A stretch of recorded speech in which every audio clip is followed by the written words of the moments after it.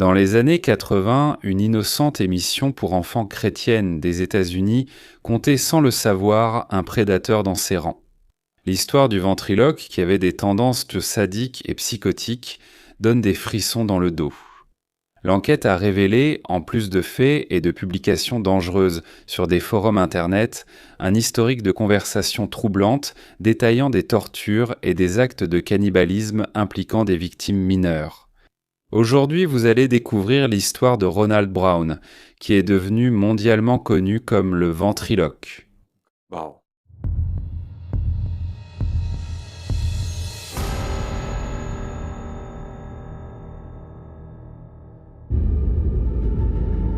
En 1979, la TBN, Trinity Broadcasting Network, la plus grande chaîne de télévision chrétienne des États-Unis, a lancé une émission appelée Joy Junction, qui mélangeait divertissement et leçons religieuses pour les enfants et les préadolescents. Parmi les différentes attractions, l'une d'elles connaissait un grand succès, le numéro de la marionnette Marty et de son partenaire Ron. Contrôlée par Ronald, la marionnette interagissait avec le public, partageant des leçons de vie basées sur les enseignements de la Bible. Marty, comme le ventriloque, était très apprécié de tous, ce qui a contribué au succès de l'émission tout au long des années 80, et en dehors des écrans, la vie de Ronald semblait également exemplaire. Ronald William Brown est né en 1955 et était un chrétien très pratiquant. À l'époque du succès de l'émission, il avait une trentaine d'années et vivait à Whispering, Wisconsin. Il enregistrait dans une ville de Washington et faisait des spectacles en direct avec ses marionnettes lors de fêtes, d'écoles et d'églises locales. Toute la communauté le voyait comme une personne drôle, gentille et généreuse qui savait très bien s'y prendre avec les enfants. La personnalité charismatique de Ronald et son rôle important dans l'émission faisaient en que les enfants, les jeunes et les adultes l'admiraient. Et cela devenait encore plus significatif lorsque le ventriloque menait des actions collectives, comme accueillir des enfants dans le jardin de sa maison avec de nombreux jeux de société et des collations à volonté, mais toujours en présence des parents. De plus, il organisait un mercredi par mois appelé la fête de la pizza, offrant des pizzas gratuitement aux enfants de la région, y compris du comté voisin Pinellas. Autrement dit, son comportement semblait digne d'applaudissements pour tous ceux qui le connaissaient. Mais à la fin des années 80, alors qu'il partageait sa vie entre le travail et des actions altruistes, Joy Junction n'a pas vu son contrat renouvelé avec la télévision et a donc été retiré de l'antenne. Les années ont passé, et même sans emploi fixe à la télévision, Ronald a continué à travailler comme ventriloque. En plus de ses spectacles à Whispering Pines, il se produisait également fréquemment dans le comté de Pinellas. Pendant plus de 2 décennies, il a mené une vie presque recluse et discrète, mais l'image du bon citoyen, de l'ancienne star de la télévision, allait changer à jamais en mai 2012. À l'époque, une opération de lutte contre la pédopornographie et les abus sur enfants était menée par le département de la sécurité intérieure des États-Unis. Et les enquêtes ont révélé une vérité difficile à croire pour les habitants de l'époque, de Whispering Pines et de Pinellas, l'existence d'un réseau de pédophilie qui comptait parmi ses membres Ronald Brown.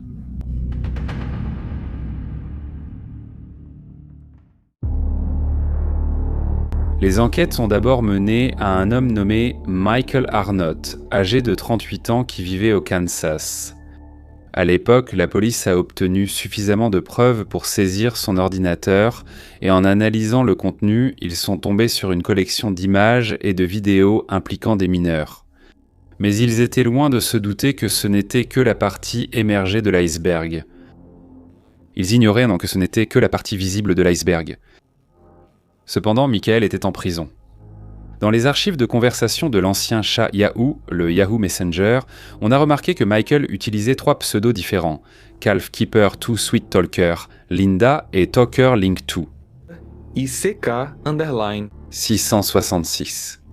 Cependant, les 3 profils communiquaient fréquemment avec un utilisateur en particulier appelé Brown, et les dialogues étaient tout simplement troublants.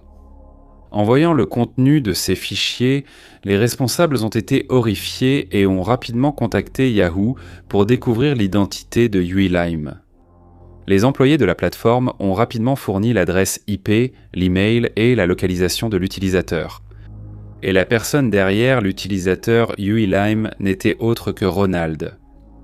En plus de nombreux fichiers d'images et de vidéos interdites échangés entre les deux, les messages, comme je l'ai dit en troublant, abordaient des thèmes tels que l'abus d'enfants, le meurtre et même le cannibalisme. Bonjour, ça va ? Tout va bien. Et toi ? Je vais bien aussi. Et lui ? Malheureusement, il va bien, mais j'aimerais l'avoir attaché et bâillonné dans mon placard. Il ferait un excellent festin de Pâques. Oui, ses cuisses et ses fesses seraient parfaites pour Pâques. Je suis d'accord. Tu pourrais passer ta journée à le découper avec une casserole prête pour les cuisses et les fesses. J'aurais le temps de faire ça aujourd'hui, si seulement je l'avais ici. Oui. Je resterais éveillé toute la nuit, juste pour en profiter. J'en suis sûr. Tu ne cesserais pas de lui rappeler que ce serait son dernier jour. J'imagine ses yeux prêts à sortir de leurs orbites. Et remplis de larmes. Probablement en train de trembler aussi, imaginant son corps se faire découper et manger par moi. C'est sûr, la peur va le ramener à penser comme un enfant de 5 ans. Peut-être que je pourrais dire que, comme il est déjà un grand garçon, il aura le droit de choisir comment il veut mourir. Ce serait gentil de ta part de lui donner des choix, alors qu'ils mènent tous à ce qu'il soit découpé et mangé. Je pourrais lui demander comment il veut que chaque coupure soit faite sur son corps et étiqueter chaque partie avec un marqueur noir. Bonne idée. Peut-être une ligne en pointillé autour de la base de son père avec une flèche et la phrase « Coupez ici ». Prends une paire de ciseaux, place son pied entre les lames, appuie sans trop de force, il sera terrifié. Je ferai ça tout en mettant en même temps 2 de mes doigts entre les siens. Les messages ont révélé le pire scénario possible pour la communauté, surtout la communauté chrétienne à laquelle il se consacrait tant. Un homme qui a passé toute sa vie entouré de mineurs présentait des traits psychotiques impliquant la pédophilie et le cannibalisme. Mais le pire restait à venir, car ses traces criminelles sur Internet allèrent bien au-delà de ses conversations avec Michael. En suivant l'historique des accès de l'adresse IP de l'IPD, 2 mois plus tard, en juillet 2012, les autorités ont découvert qu'il avait un profil sur un site de nécrophilie appelé cutedeadguys.com, ce qui signifie « de jolis garçons morts ». Dans la description de son profil, il disait « Je les adore, jeunes et morts. Je les aime frais, mais j'aime aussi les voir allongés dans leur cercueil. » Et dans certains messages du site, il a écrit « J'aime les garçons blonds. Ces photos sont vraiment sexy. Ce garçon a l'air mort. J'ai aimé celle-là. J'adorerais les tuer. » Bien sûr, tout cela a fourni les preuves dont les enquêteurs avaient besoin pour émettre le mandat de perquisition et de saisie pour la maison où il vivait à l'époque. Le 19 juillet, les agents s'y sont rendus et ont trouvé des DVD, des cassettes VHS et des clés USB remplies de contenus littéralement répugnants. Dans sa chambre, en plus de livres sur les tueurs en série et le cannibalisme, ils ont également trouvé une poupée gonflable, habillée avec des vêtements de garçon. Son ordinateur contenait également l'historique complet de plusieurs interactions avec Michael, des conversations qui n'avaient pas été identifiées auparavant sur son propre ordinateur. En décembre 2011, Ronald a partagé avec Michael un plan pour kidnapper 2 garçons de la communauté locale. Il a mentionné des détails sur la façon dont il allait maîtriser le garçon et les choses horribles qu'il comptait lui faire. Je pense qu'il est assez petit pour être maîtrisé rapidement, mais tu devrais venir ici et m'aider. Tu pourrais aimer ça aussi. Bien sûr, j'adorerais, mais je pense que ta première fois devrait être savourée seule, surtout avec tout le travail que tu as eu à le surveiller. Je pense que je pourrais le tuer facilement. Le plus difficile serait de l'enlever et de le découper. Tu t'imagines déjà le tuer chaque fois que tu le vois. Oui, je pense que j'adorerais ça. Je l'imagine en train de se débattre puis de devenir immobile. Dans cette même conversation, Ronald s'est même vanté qu'un jour, dans une piscine publique, il s'en est pris à un garçon, ce qui ne vaut pas la peine d'être décrit ici pour vous, car il était vraiment inutile de partager exactement ce qu'il a dit. Cependant, ce crime n'a jamais été prouvé, mais heureusement, ce que les policiers ont trouvé là était déjà suffisant pour arrêter Ronald en flagrant délit pour possession de matériel illégal. Il a été interrogé à plusieurs reprises. Il a nié avoir commis les crimes qu'il avait décrits ou souhaité commettre. Il a affirmé recevoir des photos de Michael à chaque demande et qu'il n'avait jamais été retrouvé. Il ne savait même pas à quoi il ressemblait, mais il a admis avoir reçu une invitation de sa part une fois pour se rencontrer en personne. Cependant, cette rencontre n'a jamais eu lieu. Ronald a été maintenu en détention jusqu'au début de son procès.